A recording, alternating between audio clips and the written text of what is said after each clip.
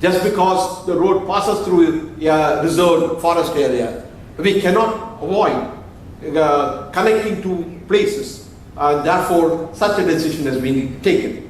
So, action is being taken to bring about speedy implementation of projects. And third, the special emphasis is being laid on achieving the production and capacity creation targets in some of the key infrastructure sectors that lie in the public domain, such as coal, power, road, and railways. In the case of coal, for example, the year before, the coal production actually fell.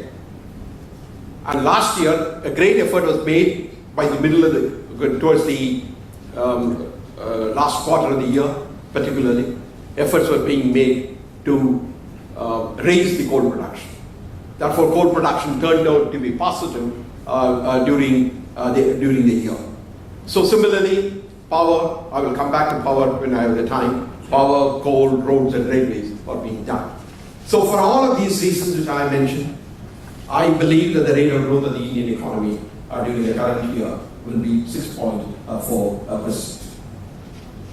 One question that people frequently ask is, does India have the potential to grow at 8 to 9% per annum?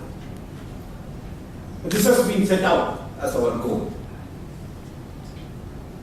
In the light of what has happened in the last 2 years, the question has become even more urgent. How does one estimate what the potential rate of growth of the economy?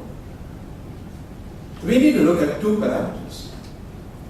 One is the aggregate savings rate, and the other is the aggregate investment rate. In 2007-8, when we had a growth rate of 9.4%, the investment rate on the Indian economy was 38% of the GDP. 38% investment rate gives you the growth rate of something like 9.5%. If you will recall your first lesson in macroeconomics, if the incremental capital output ratio is 4:1.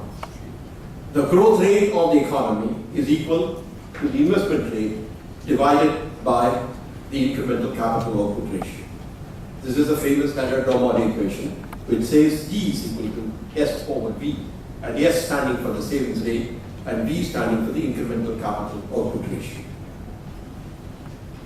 The savings and investment rate have fallen since they reached the peak in 2007-8.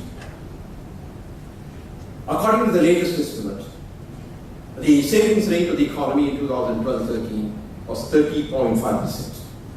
Because of the high level of current account deficit, the investment rate is 34%. The question to ask ourselves is, while the investment rate has fallen from the peak of 38%, why are we not getting a growth rate of 78% when the investment rate is as high as 33%? What has happened to the economy that, in spite of a high investment rate, the growth rate of the economy remains low? Put it the other way around, what has happened in the last 2 years is the incremental capital output ratio has risen very high. The other is what happens to the capital flows. Now, Brazil was complaining earlier that because of the quantitative easing, capital is flowing, there is excess liquidity in the system, and it is coming in the form of capital inflows into Brazil and complicating the problem. Brazil is not complaining today, but it was complaining 1 or 2 years ago. It depends upon what we call the risk aversion.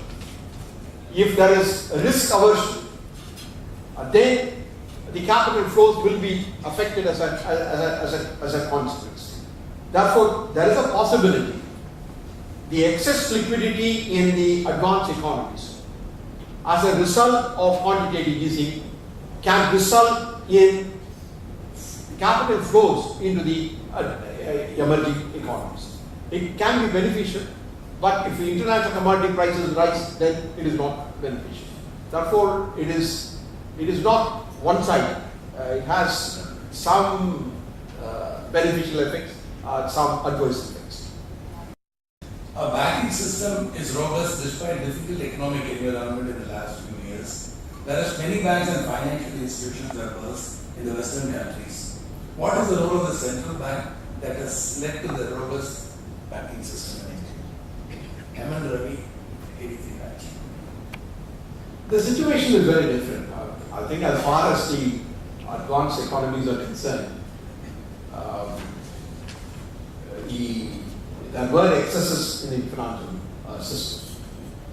The subprime mortgage lending, as the very name implies, was a situation in which loans were given to borrowers who were subprime.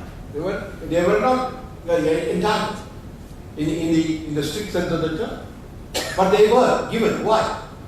Because the housing prices were rising, land prices were secularly rising, and therefore everybody thought that they will be able to repay the loan by the profits that they will make by the continuous rise in the price of homes and the price of land.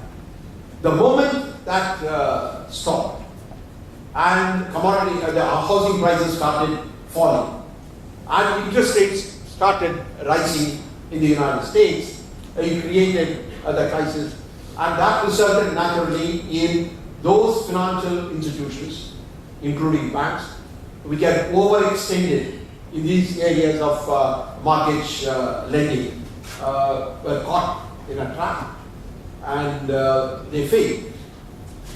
Most of the institutions that failed were not commercial banks, they are mostly investment banks, like Lehman Brothers. Very few of some of the individual banks also failed. But the larger banks were of course helped by the government. That what they call too big to fail syndrome, and the government gave to their help and provided the money.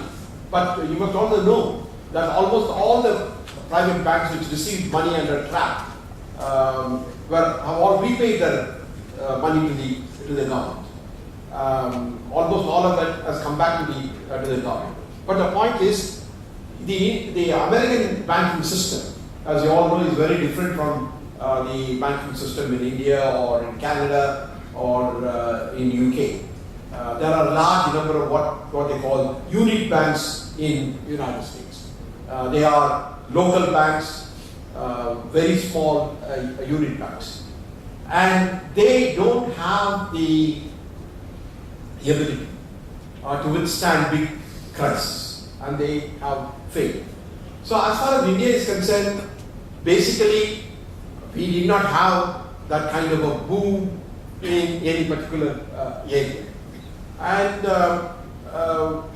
our banks certainly have not invested in the what are called the toxic assets of United States. Many European banks did, and that is why they are into problem. But the Indian banks have not done. So the Indian situation is quite different. Partially shut down or fully shut down because there is no power. But there are at least 10 gas-based power plants in Andhra Pradesh which are shut because of KG6 gas being in short supply. The government has chosen to give this power to the fertilizer sector and not to the gas-based power plants because of the holy cow that fertilizer is far more important. We can import fertilizer, but we cannot import power to keep these plants running. So, is there a way by which these holy cows can be looked at more dispassionately? Well, there are holy cows and scapegoats, and therefore, let me answer the question. First of all, as far as the non-availability of gas and therefore power being shut down in Andhra Pradesh is because of problem of the non-availability of gas, and these power plants are not of what we call the mixed type, in which that they can switch the feedstock. So the feedstock has to be gas. Therefore, there is a problem. Now, as far as utilization of gas is concerned, there is a gas utilization policy of the country. In fact, in the gas utilization policy of the country, in fact, both power and fertilizer are there. I don't exactly remember in which order, but both of them are there. Power. In fact, the complaint is from others, other than power and fertilizer, to say that we are all not getting any gas. And therefore, somebody has to set up the priorities. We have, in one of the committee reports, suggested a different pricing of gas so that it will be a competitively determined price. But so long as the gas availability is limited, some prioritization becomes important.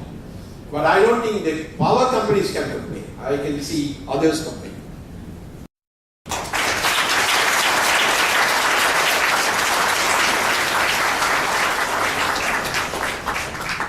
Thank you, sir, for your very lucid presentation and also eloquently answering all the questions without showing any tiredness. Thank you very much.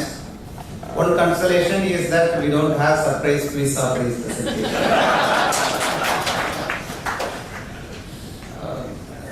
When sir has accepted our invitation, that sets our thinking kick-started. And in our Chennai chapter, we decided that we should start the program of honoring our teachers, professors who have settled in Chennai. So we started the exercise of identifying the professors who have moved to Chennai after their retirement or visit to Chennai for some other work. Fortunately, we could get the contact of Mr. P. Jayakumar, Dr. Jayakumar, our PGP chair. Thanks to Radesh's persistent effort to get Mr. Dr. Jayakumar. Yesterday morning, we were having a very pleasant time at his house in Mogappair when we recalled our association with him, and he was also equally enthusiastic in recalling the teaching days in IIM Ahmedabad. May I request Radesh to come and then give a profile of Dr. Jayakumar for those who have not been fortunate enough to be in the institute when he was there, and also for the freshers who have come in large numbers. We are really touched by the presence of a lot of Pachas and also 2010 plus PGPs. We request you to come to the meetings hereafter regularly, and also we request you to kindly write your email ID in the registration form. Thank you. Over to Radesh.